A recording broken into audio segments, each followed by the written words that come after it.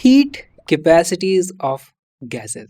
Heat capacity in general क्या होता है, कुछ लोगों को बहुत ज़्यादा कन्फ्यूजन होता है। तो हमारे पास देखो, जब भी हम हीट सप्लाई करते हैं तो हम जब मास बेस्ड कैलकुलेशन करते हैं, मास बेस्ड, तो हम क्या लिखते थे, Q is equal to M S delta T.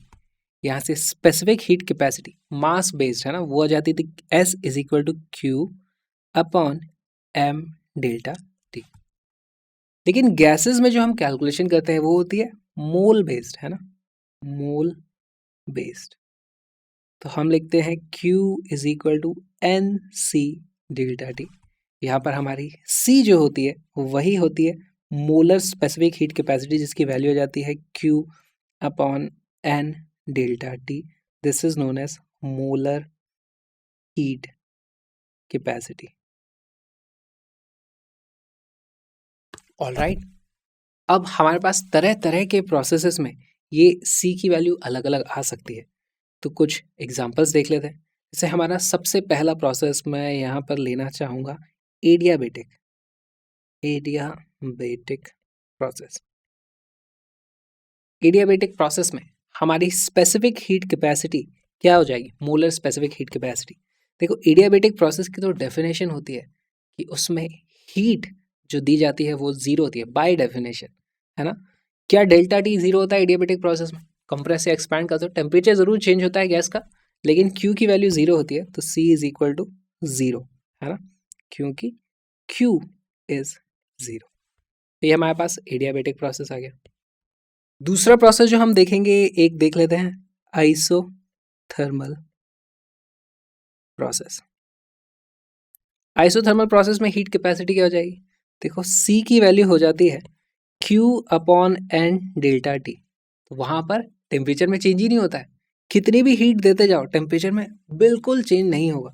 वहां पर हम C की वैल्यू हो जाती है Q upon almost exactly zero which is equal to not defined, या फिर आप कह सकते हो इनफाइनाइट। वहां पर हमारी स्पेसिफिक हीट कैपेसिटी होती है, कितनी भी हीट दे लो, जितनी हीट देते जाओगे उससे वो वर्क कर देगा हमारा सिस्टम, लेकिन उसका टेम्परेचर में राइज नहीं होगा। तो हम बोलते हैं कि इनफाइनाइट हीट कैपेसिटी यहाँ पर है। तीसरा प्रोसेस हम देखेंगे आइसोकोरिक प्रोसेस। आइसोकोरिक प्रोसेस में क्या होता है, heat given is equal to W plus delta U. अच्छा, हीट जो हम सप्लाई करते हैं, वर्क डन आइसोकोरिक प्रोसेस में जीरो होता है क्योंकि वॉल्यूम में कोई चेंज नहीं होता है। तो ये हो जाता है हमारा जीरो, और Q की वैल्यू हो जाती है डेल्टा यू के बराबर which is equal to F by 2NR delta T.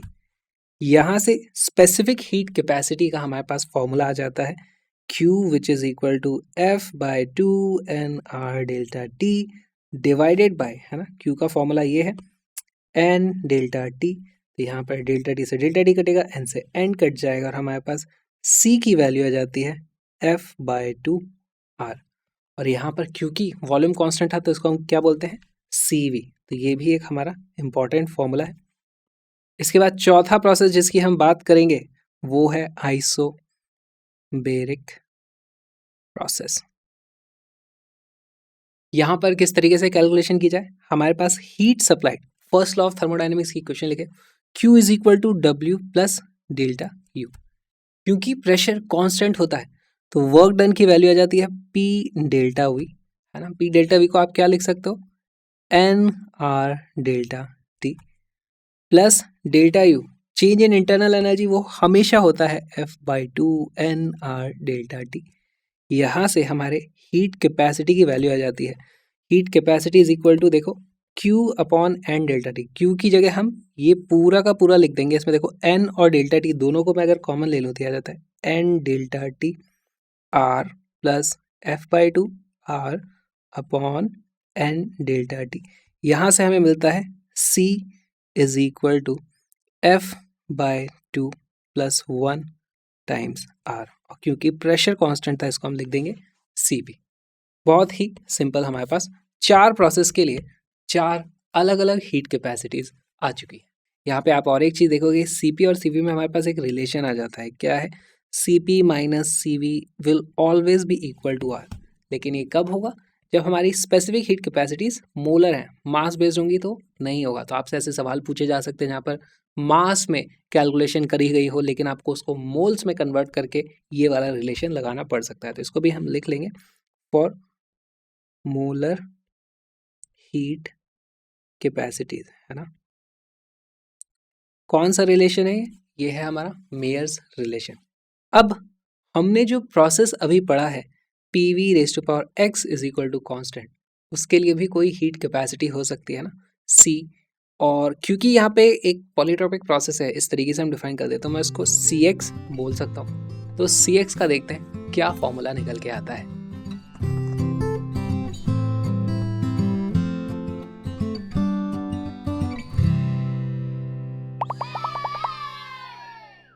किसी भी पॉलीट्रॉपिक प्रोसेस के लिए स्पेसिफिक हीट कैपेसिटी को डिराइव करते हैं, तो इसको करने के लिए सबसे पहले तो हमें फर्स्ट लॉ ऑफ थर्मोडायनेमिक्स की इक्वेशन लिखनी पड़ेगी, लेकिन हम लिखेंगे डिफरेंशियल फॉर्म। तो हमारे पास डिफरेंशियल फॉर्म क्या है, D Q is equal to D W plus D U. हमारे पास कोई भी सिस्टम है, छोटी सी एनर्जी दी हमने उसको डी क्यू, उससे उसने छोटा सा वर्क किया डी डब्ल्यू, और उसकी छोटी सी इंटरनल एनर्जी में चेंज आ गया जो है डी यू। ऑलराइट, अच्छा यहाँ पर हम मान लेंगे कि इसके कारण जो टेम्परेचर चेंज हुआ है वो है डी टी। तो बाय डेफिनेशन हम क्या लिख सकते हैं कि D Q is equal to N C D T. इसी तरीके से स्पेसिफिक हीट कैपेसिटीज को डिफाइन किया जाता है। तो यहाँ पर हम लिख देंगे this is equal to N C D T is equal to, छोटा सा वर्क डन क्या होगा, वो हमेशा हो जाएगा पी डी वी, जो भी गैस का प्रेशर है। अगर ये प्रेशर कांस्टेंट होता है तो हम इस तरीके से इंटीग्रेट करते हैं, अगर प्रेशर कांस्टेंट नहीं होता है तो हम इस तरीके से इंटीग्रेट करते हैं। प्लस डी यू क्या होगा, अगर टेम्परेचर में थोड़ा सा चेंज है तो हमारे पास इंटरनल एनर्जी में चेंज होएगा N C V D T. अब यहाँ पर अगर मुझे सी पता करना है तो देखो इस पूरी इक्वेशन को मैं एन डी टी से डिवाइड कर दूंगा, तो इधर ये कट जाएगा, यहाँ पर भी एन डी टी कट जाएगा, और यहाँ पर बचेगा P upon N D T. तो देखो यहाँ से हमारे पास इक्वेशन आती है C इज इक्वल टू, पहले ये वाले सी वी को इधर लिख दो, ये हो जाता है C V plus P divided by N D V upon D T. ये हमारे पास एक स्पेसिफिक हीट कैपेसिटी का एक्सप्रेशन आ गया जो हमेशा वैलिड है। अभी हमने सिर्फ फर्स्ट लॉ ऑफ थर्मोडायनेमिक्स का यूज़ किया है जो हर एक प्रोसेस के लिए वैलिड है। अब हम हमारी कंडीशन लगाएंगे कि भाई हम पॉलीट्रॉपिक प्रोसेस के लिए बात कर रहे हैं, तो पॉलीट्रॉपिक प्रोसेस में क्या होता है, P V raise to power X is equal to constant होता है, या फिर हम डिराइव भी कर चुके हैं कि टी वी की पावर एक्स माइनस वन भी कॉन्स्टेंट होता है। ओके, कैसे आया ये, आप यहाँ पर कर सकते हो P V is equal to N R T, यहाँ से आपको यूज़ करना है, क्या करोगे, ये जो प्रेशर है इस प्रेशर को आप लिख सकते हो N R T upon V, और ऐसा करके आप यहाँ पे पुट करोगे तो डायरेक्टली आप ये डिराइव कर सकते हो, ये दोनों कांस्टेंट कोई अलग अलग कांस्टेंट है। हमें यहाँ पर चाहिए D V upon D T, और वो हम यहाँ से निकाल सकते हैं, और पी बाई एन हम निकाल लेंगे इस इक्वेशन से। तो पहले लाइन से सॉल्व करना शुरू करते हैं, इसको डिफ्रेंशिएट करते हैं। इसे मैं डिफ्रेंशिएट करूँगा तो राइट हैंड साइड में तो वैल्यू कांस्टेंट की जो भी वो जीरो आ जाएगा। इसको डिफ्रेंशिएट करूँगा, पहले टी कांस्टेंट मान लूँगा, इसको वेरी करेंगे, फिर बाद में इसे कांस्टेंट मान लेंगे, इसे डिफ्रेंशिएट करेंगे। ओके, तो पहले टी को कांस्टेंट मानेंगे तो टी आ जाएगा, v की पावर है x माइनस वन, तो ये आ जाता है x माइनस वन इधर v, अब ये जो भी था इसमें से और एक माइनस वन कर देते हैं तो x माइनस टू हो जाएगा dv, प्लस अब इसे कांस्टेंट मानो और t को डिफ्रेंशिएट कर दो तो ये आ जाता है v की power x minus one dt is equal to zero. Constant का डिफरेंशियल जीरो हो गया। यहाँ पर देखो v की पावर x माइनस टू है, यहाँ पर v की पावर x माइनस वन है, तो इसको मैं लिख सकता हूँ t into X minus one V की power x minus two D V is equal to, इसको लेके चले जाओ दूसरी तरफ तो ये हो जाता है माइनस का v raise to power x minus one को x माइनस टू कर देता हूँ और एक और मल्टीप्लाई कर देता हूँ v से, हाँ तो फिर प्लस वन हो गया है टाइम्स डी टी। ठीक है, इसको हमने क्या किया, v raise to power x minus one था, एक और माइनस वन प्लस वन किया तो ये बन जाता है v raise to power x minus two, और ये जो प्लस वन था वो यहाँ पर v raise to power one आ जाता है।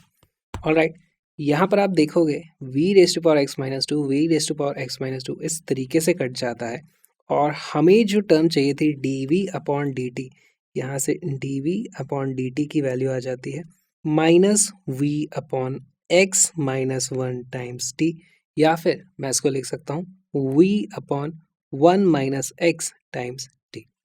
ठीक है, हमारे पास ये वाली टर्म आ चुकी है। अब हमें पता करना है p बाय एन की वैल्यू क्या होती है। क्या मैं इस इक्वेशन में से पता कर सकता हूँ p बाय एन की वैल्यू क्या होती है? हमारे पास p बाय एन की वैल्यू हो जाती है, देखो आर टी अपॉन वी। तो हमारे पास ये थी इक्वेशन 1, ये आ गई इक्वेशन नंबर 2, ये आ गई इक्वेशन नंबर 3। इन दोनों को आप इसमें रख दोगे तो हमारे पास देखो क्या आ जाता है, c is equal to C V plus p by N की जगह मैं रख दूंगा आर टी अपॉन वी, है ना, R T upon V multiplied by D V upon D T को मैं रख दूंगा V upon T one minus X. अब देखो यहाँ पर v से v कट गया, t से t कट गया और हमारे पास एक बहुत ही सिंपल सा रिलेशन आ गया, c is equal to C V plus R upon one minus x.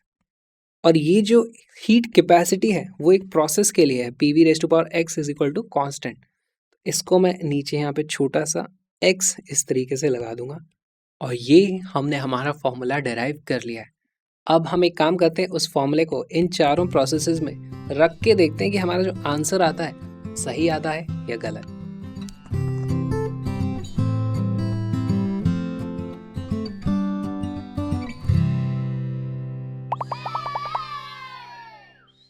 हमारे पास किसी भी पॉलीट्रॉपिक प्रोसेस पीवी की power x is equal to constant, उसके लिए जो हमारी स्पेसिफिक हीट कैपेसिटी जो अभी अभी हमने डिराइव करी वो आई है C V plus R upon one minus x.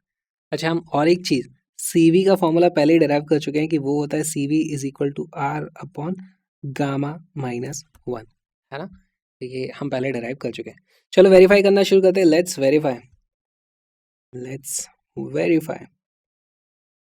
पहला प्रोसेस, x की वैल्यू रख दो 0। अगर मैं x की वैल्यू यहाँ पर 0 रख देता हूँ तो यहाँ पर हमारे पास वैल्यू क्या जाती है, pressure is equal to constant. तो इसका मतलब ये हमारा प्रोसेस बन जाता है आइसोबैरिक प्रोसेस। तो हमारे पास सी एक्स की वैल्यू क्या जाती है, देखो होती है C V plus R upon one minus zero which is equal to C V plus R. और हमें मेयर्स रिलेशन से पता है कि सी वी प्लस आर ये होती है सी पी। तो ये वेरीफाई हो गई कि हमारा फॉर्मूला काम कर रहा है। अब देखते हैं दूसरा केस, x की वैल्यू इस बार मैं रख देता हूँ 1। x की वैल्यू यहाँ पर 1 रख दो तो P V is equal to constant आ जाता है हमारे पास, है ना। इसका मतलब हमारे पास प्रोसेस बन जाता है आइसोथर्मल, करेक्ट। आइसोथर्मल प्रोसेस में कितनी भी हीट दे लो हमारा टेम्परेचर चेंज ही नहीं होता, इसका मतलब इनफाइनाइट हीट कैपेसिटी होती है। देख लेते हैं सी एक्स की वैल्यू क्या आ रही है, C X is equal to C V plus R upon one minus one. Basically ये नॉट डिफाइंड हो गया, या आप इसको इनफाइनाइट बोल सकते हो। कितनी भी हीट देते जाओ उसका टेम्परेचर ही चेंज नहीं हो रहा है। समझने का तरीका है, ऐसे आपसे एग्जाम में सवाल पूछा नहीं जाएगा वैसे। पार्ट 3 देख लेते हैं। अगर हम x की वैल्यू रख दें गामा तो हमारा प्रोसेस क्या बन जाता है, पी वी रेस्ट पर gamma is equal to constant, यानी कि एडियाबेटिक। ओके, एडियाबेटिक प्रोसेस में हम जो भी सिस्टम होता है उसको हीट दे ही नहीं सकते, फिर भी उसका टेम्परेचर चेंज हो जाता है। तो उसकी स्पेसिफिक हीट कैपेसिटी 0 आनी चाहिए, है ना। बिना हीट दिए अगर उसका टेम्परेचर चेंज हो रहा है यानी उसकी हीट कैपेसिटी 0 है। ठीक है, समझते। सी गामा की वैल्यू आ जाती है C V plus R upon one minus gamma, और यहाँ से आप सी वी की वैल्यू ये रख दो एक बार, which is equal to R upon gamma minus one plus R upon one minus gamma. इसमें से माइनस में अगर ऊपर लगा दूँ तो ये बन जाता है माइनस गामा माइनस वन, और ये वैल्यू आ जाती है 0। तो यहाँ पर भी हमारा फॉर्मूला काम कर रहा है, यहाँ पे भी कर रहा है। एक चौथा प्रोसेस हमारा रह गया है, वो है आइसोकोरिक प्रोसेस, तो उसको भी देख लेते हैं, आइसोकोरिक प्रोसेस। अब आइसोकोरिक प्रोसेस में हमारा वॉल्यूम कांस्टेंट होता है ना। पहले तो ये P V raise to power X is equal to constant है, इसी को मुझे रीअरेंज करना पड़ेगा थोड़ा सा, देखते आओ क्यों। तो इसको मैं लिखूंगा प्रेशर की power 1/x multiplied by v is equal to constant. यहाँ पर हमारे पास सिर्फ वॉल्यूम कांस्टेंट होता है आइसोकोरिक प्रोसेस में, यानी कि ये वाली वैल्यू 0 होनी चाहिए, इसका मतलब x must approach to infinity, x tends to infinity पर प्रोसेस आइसोकोरिक प्रोसेस कहलाएगा। ऐसे केस में हमारी सी एक्स की वैल्यू क्या आ जाती है, वो आ जाती है C V plus R upon 1 minus X. ये वैल्यू जा रही है इन्फिनिटी पे, तो ये पूरी की पूरी जो वैल्यू है वो ज़ीरो की तरफ टेंड करेगी और हमारे पास आ जाता है C X is equal to C V. हमें बस यहाँ पर ये समझना है कि हमारा ये जो फॉर्मूला है वो हर एक प्रोसेस के लिए वैलिड है। इसका एक क्वेश्चन सॉल्व करते हैं।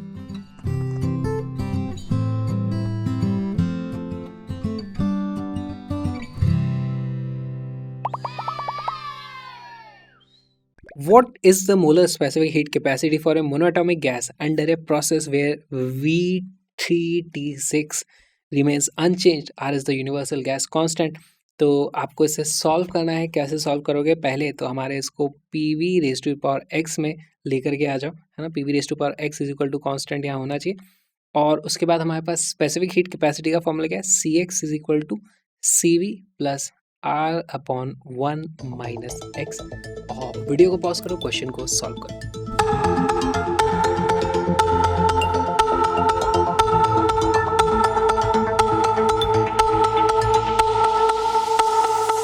इस क्वेश्चन का करेक्ट आंसर है ऑप्शन नंबर सी।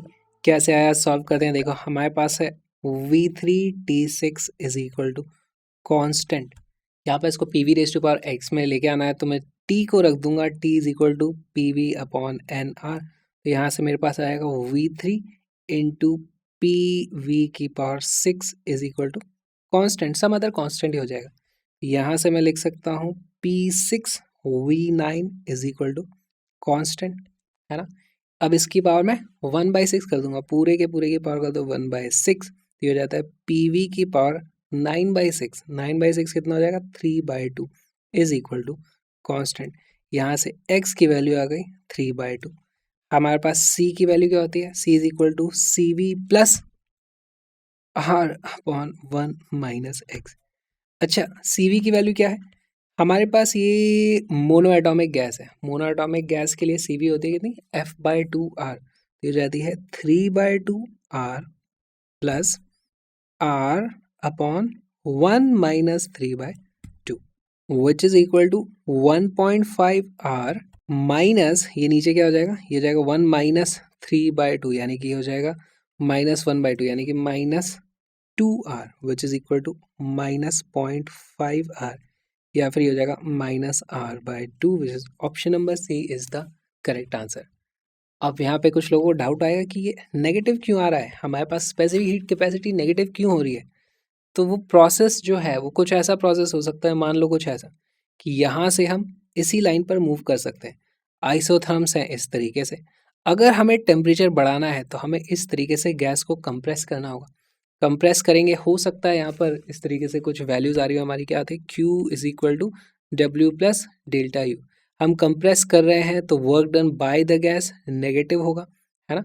और हो सकता है ये पॉजिटिव हो हमारे पास इस तरीके से, डेल्टा U तो पॉजिटिव है, टेम्परेचर बढ़ा रहे हैं, ठीक है। तो इन दोनों का पॉजिटिव और नेगेटिव का सम मिला करके नेगेटिव आ सकता है ना। तो हमें टेम्परेचर बढ़ाना है लेकिन उसके लिए हम हीट दे नहीं रहे हैं, उससे हमें उल्टा हीट मिल रही है, तो ऐसा पॉसिबल है।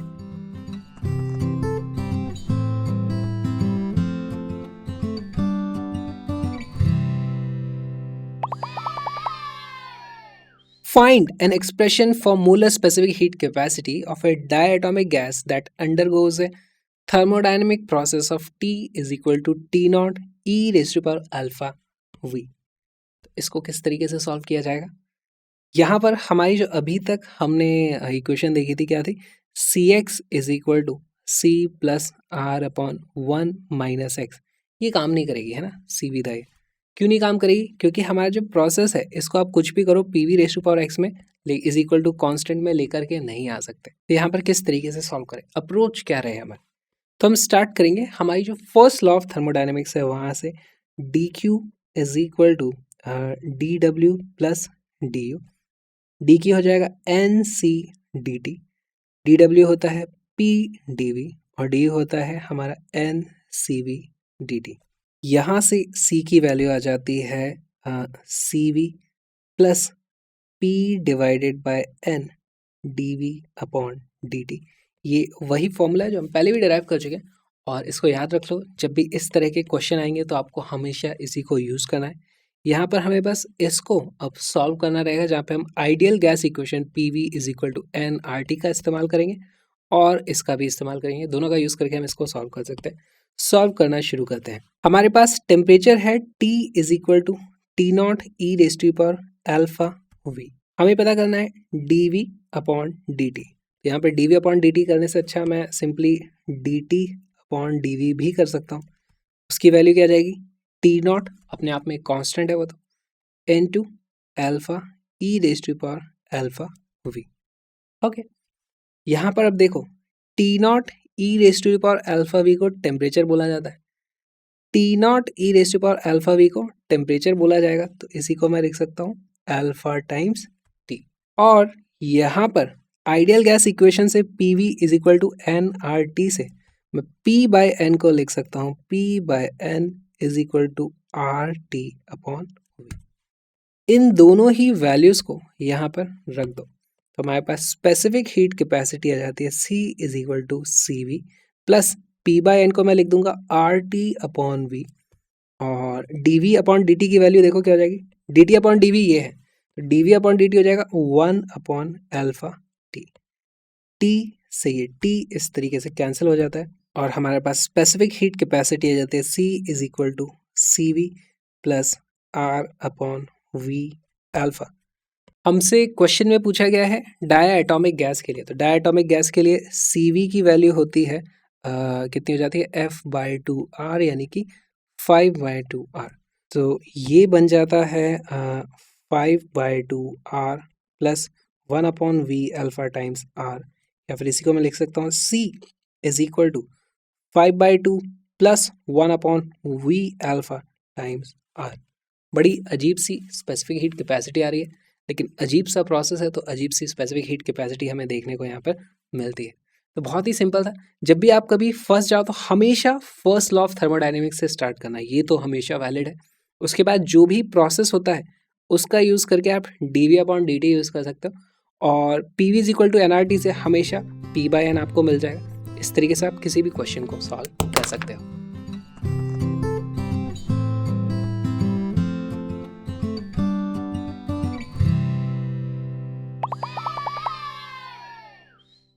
The heat extracted in isocoric cooling of 64 gram oxygen gas is used to heat helium gas in a process in which Tv⁻² remains constant. If the change in temperature is same for both the gases, the mass of helium gas used is। तो बहुत ही अच्छा सवाल हो गया, इसमें बहुत सारे कॉन्सेप्ट्स एक साथ यूज हो रहे हैं। सबसे पहले तो आपको ये ऑक्सीजन का जो अमाउंट दिया हुआ है उसको नंबर ऑफ मोल्स में कन्वर्ट करना पड़ेगा। कैसे, 64 ग्राम डिवाइडेड बाय 32 ग्राम पर मोल, इससे पता चल जाता है 2 मोल ऑक्सीजन हमारे पास गैस है। तो हमारे पास एक तरफ ऑक्सीजन है ना, ऑक्सीजन में उसका आइसोकोरिक कूलिंग हो रही है, तो NCV∆T यहाँ पर जो हीट निकलेगी वो यूज़ करी जाएगी इस प्रोसेस में, है ना। ये हीलियम है हमारे पास, यहाँ पर हमारे पास C की वैल्यू हम कैसे पता करेंगे, C = CV plus R/1 - x। इससे आप CV निकाल दो और यहाँ पर भी कुछ NCX∆T होगा। दोनों के केसेस में ∆T सेम है, दोनों के नंबर ऑफ मोल्स आप पता कर सकते हो फिर, है ना। तो इस तरीके से वीडियो को पॉज करो, क्वेश्चन को सॉल्व करो।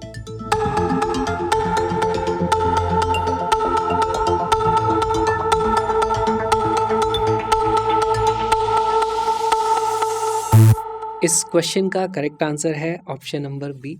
बहुत ही अच्छा सवाल है, इसको सॉल्व करते हैं। देखो हमारे पास एक तरफ है ऑक्सीजन, दूसरी तरफ है हमारे पास हीलियम। ऑक्सीजन की हुई है आइसोकोरिक कूलिंग, है ना, आइसोकोरिक कूलिंग। सबसे पहले तो नंबर ऑफ मोल्स हो जाते हैं 64 gram divided by molar molecular mass कितना हो जाता है उसका 32 ग्राम पर मोल। इससे हमें पता चल जाता है 2 मोल्स। ओके, तो CV की वैल्यू क्या होती है, ऑक्सीजन है डायटोमिक, तो F/2R यहाँ पे वैल्यू आ जाती है 5/2R, हमारे पास CV की वैल्यू आ जाती है। कितनी हीट निकली होगी यहाँ से, Q = NCV∆T, यहाँ से हमें पता चल जाता है। For oxygen number of moles है हमारे पास 2, तो यह आ जाता है 2 × CV की वैल्यू मैं रख दूंगा 5/2R × डेल्टा टी। ये हमारे पास हीट रिलीज्ड इन ऑक्सीजन है। अब यही हीट हमने दे दी है हीलियम को, और हीलियम में प्रोसेस क्या हो रहा है? हीलियम में हमारे पास आइसोकोरिक या आइसोबैरिक प्रोसेस नहीं है। हीलियम में हमारे पास टीवी का स्क्वायर रहता है कांस्टेंट। पहले तो इसकी स्पेसिफिक हीट कैपेसिटी हमें पता करनी पड़ेगी। स्पेसिफिक हीट कैपेसिटी पता करने के लिए इसे PV raise to power X is equal to constant format में लाना पड़ेगा। अब यहाँ पर हमारे पास टेम्परेचर है, PV is equal to N R T से मैं टेम्परेचर को क्या लिख सकता हूँ? टेम्परेचर को मैं लिख दूंगा PV upon N R multiplied by V square is equal to constant. यहाँ से मुझे पता चलता है हमारा जो प्रोसेस है वो पीवी की power cube is equal to constant है, यानी कि x इज इक्वल टू 3 आ चुका है। अच्छा, हमारे पास स्पेसिफिक हीट कैपेसिटी वो क्या होती है? CV plus R upon 1 minus x. Helium एक मोनो एटॉमिक गैस है, तो मोनो एटॉमिक गैस के लिए CV की वैल्यू होती है F/2R which is equal to 3/2R। इसको मैं लिख सकता हूँ 1.5R plus R divided by 1 minus 3। तो ये आ जाता है नीचे में माइनस का 2 हो जाएगा which is equal to 1.5R minus 0.5R which is equal to simply R। हमारे पास हीलियम के लिए स्पेसिफिक हीट कैपेसिटी आ गई इस पर्टिकुलर प्रोसेस के लिए। बहुत सिंपल। अब हमें इक्वल कर देना है heat released by oxygen is equal to heat absorbed by helium. ये जो हीट है ये बेसिकली हम कैलकुलेट कर चुके हैं, इसकी वैल्यू आ जाती है 5R delta T is equal to helium ने वही हीट को एब्जॉर्ब किया है तो उसका टेम्परेचर बड़ा होगा कुछ है, तो वो हो जाएगा NCX डेल्टा टी। CX की वैल्यू हमने यहाँ पर पता कर ली है, वो है सिर्फ R, है ना, दिस इज CX। और डेल्टा टी दोनों में सेम है ऐसा हमें क्वेश्चन में बोला गया है। R से R यहाँ पर कट जाएगा तो हमारे पास नंबर ऑफ मोल्स आ जाते हैं 5 फॉर हीलियम। हीलियम के 5 मोल्स हैं।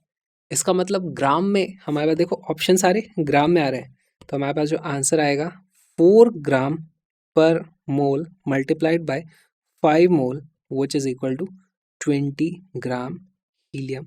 Option number B is the correct answer. बहुत ही अच्छा सवाल था, इसमें सारे के सारे कॉन्सेप्ट्स यूज हो गए। सबसे पहले तो हमने ऑक्सीजन के लिए देखा कि इसमें आइसोकोरिक कूलिंग हुई है, तो यहाँ से टेम्परेचर में चेंज कितना हुआ? 2 डिग्री ठंडा हुआ, 20 डिग्री ठंडा हुआ, उससे फर्क नहीं पड़ता क्योंकि दोनों में डेल्टा टी सेम आ रहा है ना, ये क्वेश्चन में दिया हुआ है। तो हमने एक इक्वेशन बना ली कि ऑक्सीजन से कितनी हीट निकल रही है पर डेल्टा टी। फिर हम गए हीलियम पे। हीलियम के प्रोसेस के लिए हमने पता किया कि उसकी स्पेसिफिक हीट कैपेसिटी क्या है, और हमने लिख दिया heat is equal to NCX delta T, है ना। तो यहाँ पर CX हमने पता किया, यहाँ पर रख दिया हमने CX की वैल्यू, डेल्टा टी यहाँ पर एज इट इज रख दिया। Number of moles of helium हमें नहीं पता थे, इस इक्वेशन से हमने नंबर ऑफ मोल्स पता कर लिए, मल्टीप्लाइड कर दिया उसको उसके मॉलिक्यूलर मास से जो भी आता है, तो उससे हमारे पास 20 ग्राम हीलियम आंसर आ गया। बहुत ही अच्छा सवाल था। स्पेसिफिक हीट कैपेसिटी का ये वीडियो जो आपने देखा वो क्रैश अप योलो सीरीज का एक छोटा सा पार्ट है। पूरी की पूरी योलो सीरीज एब्सोल्युटली फ्री में अवेलेबल है, उसको देखो, links are in the description, YouTube पे सर्च कर लेना। और हाँ, प्लीज़ मेरी मदद करो, इस QR कोड को स्कैन करो, कुछ अमाउंट डोनेट करो ताकि मैं ऐसे और भी वीडियोज़ आपके लिए बना पाऊँ। Please please please, I really need your help. हम मिलेंगे योलो सीरीज़ में, आ जाओ।